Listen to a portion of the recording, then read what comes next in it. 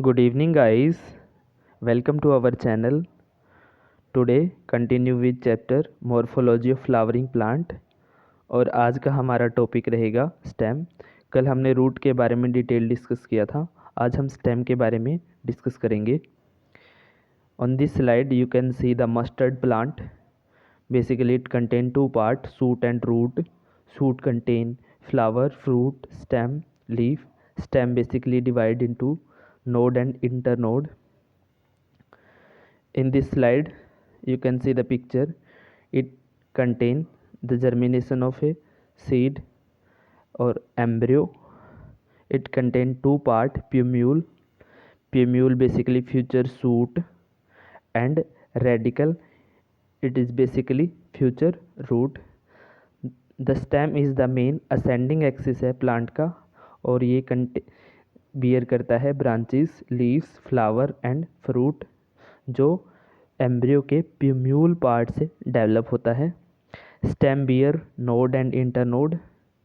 Node the region of the stem where leaf या branches are born, and internode the region between two nodes which is called internode.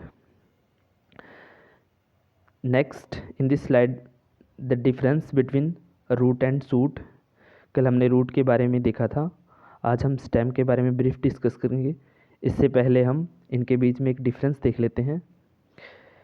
पहला बहुत important difference है कि जो root होती है वो रेडिकल से डेवलप होती है एम्ब्रियो के, और जो स्टेम होता है वो प्यूम्यूल से डेवलप होता है एम्ब्रियो के। जो रूट होती है वो डिसेंडिंग एक्सिस होता है प्लांट का, मतलब जो नीचे की तरफ जाएगा, और स्टेम होता है वो असेंडिंग एक्सिस होता है प्लांट का। थर्ड डिफरेंस, जो रूट एपिक्स या रूट का जो टिप होती है वो प्रोटेक्टेड होती है बाय रूट कैप, लेकिन स्टेम में ऐसा नहीं होता, वो किसी भी कैप से प्रोटेक्ट नहीं होते।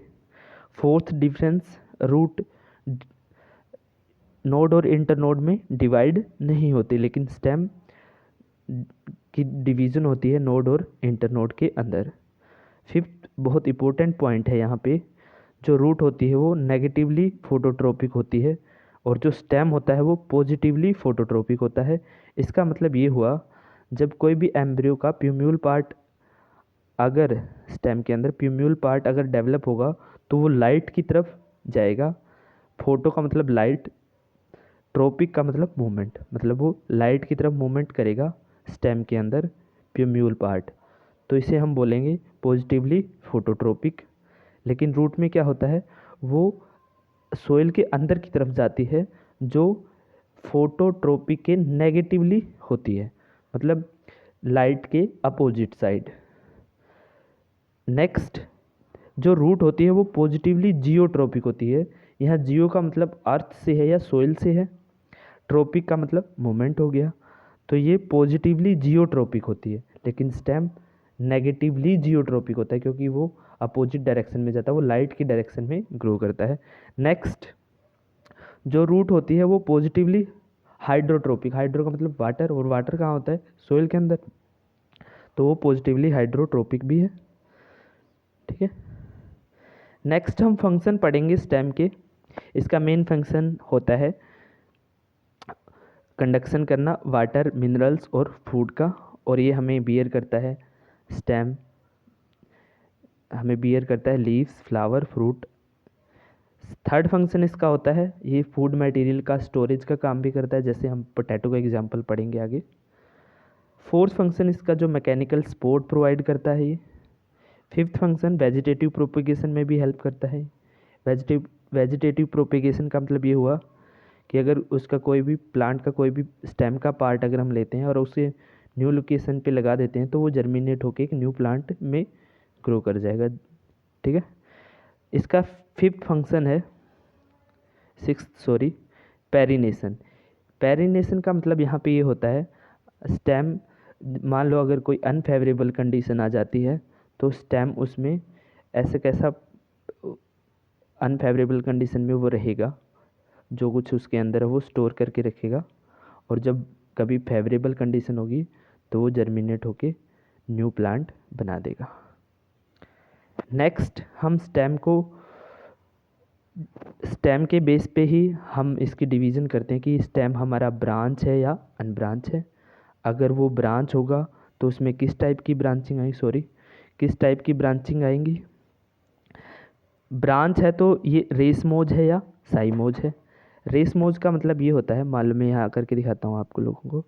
मान लो कोई स्टेम का पार्ट है, अगर ओल्डर पार्ट पहले आ जाते हैं, ये बड़े बड़े पार्ट पहले आ गए, मान लो छोटे छोटे, और यंग वन कहाँ आते हैं, ऊपर की तरफ आते हैं, तो उसे उस इन्फ्लोरोसेंस भी होती है ये, उसे हम बोलेंगे रेसमोज। साइमोज में क्या होता है, मान लो अगर ये पार्ट है, सॉरी ये जगह कम है थोड़ी सी, इसमें टर्मिनेशन पे बड़ी, ओल्डर, नीचे यंग, ठीक है, और इसके टर्मिनेट हो जाती है यहाँ पे आके, क्योंकि ये डेफिनेट ग्रोथ शो करता है, और जो रेसमोज होता है वो इनडेफिनेट ग्रोथ शो करता है। साइमोज में फर्दर 3 टाइप की होती है, मोनोकैसियल, डाइकैसियल और पॉलीकैसियल। यहाँ पे मैं समझाने की कोशिश करता हूँ कि मोनोकैसियल, मान लो ये कोई स्टेम है, ये बड़ा ऊपर और एक ही टाइप का, एक ही उसके अंदर वो है, तो इसे हम मोनोकैसियल बोलेंगे। डाइकैसियल की बात करें, मान लो ये कोई स्टेम का पार्ट है और ये ऐसे ग्रो कर रहा है, 2 मेन ब्रांच होगी, ये फर्दर ग्रोथ कर रही हैं, ठीक है, ये हो गया डाइकैसियल। अगर पॉलीकैसियल की बात करें, अगर ये 2 से ज़्यादा हैं, मान लो ये 3 निकाल दूँ मैं यहाँ से या 4 निकाल दूँ, और ये फर्दर फिर ग्रोथ कर रही हैं, तो ये हो जाएगा हमारा पॉलीकैसियल। नेक्स्ट हम पढ़ेंगे प्लांट को साइज के बेस पे भी 3 कैटेगरी में डिवाइड किया गया है, हर्ब, सर्ब और ट्री। हर्ब क्या होते हैं, ये एनुअल भी हो सकते हैं, बाई एनुअल हो सकते हैं, या पेरिनियल भी हो सकते हैं, लेकिन इनके अंदर जो टिश्यू पार्ट होगा वो नॉन वुडी होगा, मतलब सॉफ्ट होगा, ठीक है। इससे अगली कैटेगरी सर्ब आती है, जो इन दोनों के बीच की होती है, इंटरमीडिएट होती है।